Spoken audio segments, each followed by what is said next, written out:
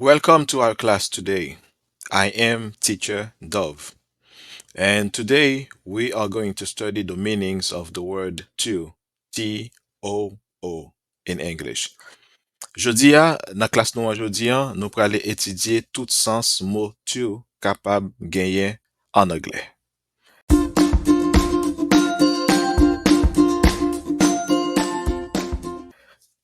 To se yon adverbe liye en anglais.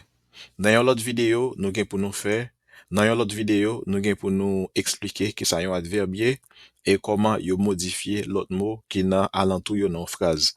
Men, se pa objektif video sa pou jodi an, nap tournen sou sa nan lot video. Pou kon ya la, map di nou to, T-O-O, is an adverb. Sans li nan yon phrase, en anglais, li pral depan de kote liye nan phrase la, en anglais. Se sa ki a afekte sens li nan yon phrase, se posisyon li nan phrase la. Premièrement, li kapab genyen sens tout, T-O-U en créole, ou bien aussi en créole. Gen moun ki di tout, gen moun ki di aussi en créole. Le sa, nou ap utilize to en anglais. Le kon sa, en anglais, li toujou plase apre yon adjektif ou bien apre yon proposition. A chak fwa ou e to, T-O-O, li plase apre yon adjektif ou bien apre yon proposition. En anglais, li signifi tout ou bien aussi. Yon lot mot ki sinonim ni en anglais nan san sa, se also. A chak fwa ou e to, plase apre yon adjektif en anglais, le sa ou kapab remplace li par also. An nou gade kon ya kelke ekzamp avek to. Example number 1. I am hungry too.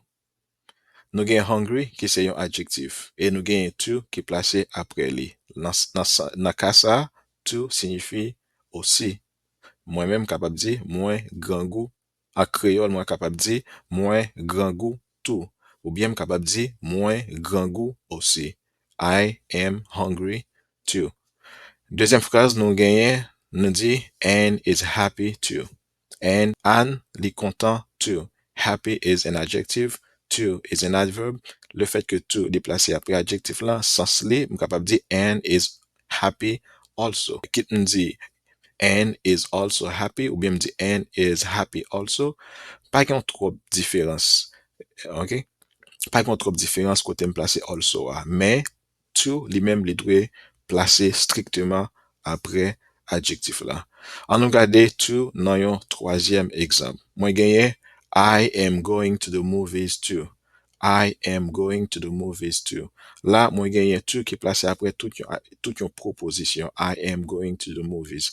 E sa vle di? Sa vle di mwen prale nan sinema too. Mwen prale nan sinema aussi. Donk nou so di la le a di pou we to li plase apre yon adjektif ou bien li plase apre tout yon proposition, généralement li signifi tout. On bagay wap fe tout, yon bagay wap fe aussi. Ça c'est premier sens to kapab gen en anglais. Now, case number 2. Ki lot sens to kapab genyen? Le li plase avan kon ya, avan yon adjektif, le sa li signifi trop. Le yon bagay trop, se nan san sa li modifi adjektif la. Le sa li a plase avan adjektif la. An nou gade kelke exemple pou nou ilustre sa rapidement. Si mwen di I am too hungry, sa vle di mwen gran gou trop. Konya nou kapab wè ki diferans ki gen entre I am hungry too and I am too hungry. Se pa men bagay yo e. E deuxième exemple mwen genyen Anne is too sick. Anne is too sick. Anne li tro malade. Anne is too sick. Troisième exemple mwen genyen m kapab di They added too much sugar in my coffee. Yo te ajoute trop sik nan kafe mwen. Too much sugar. Exemple numéro 4 m kapab di There are too many people waiting in line. Genyen trop moun. Too many people waiting in line.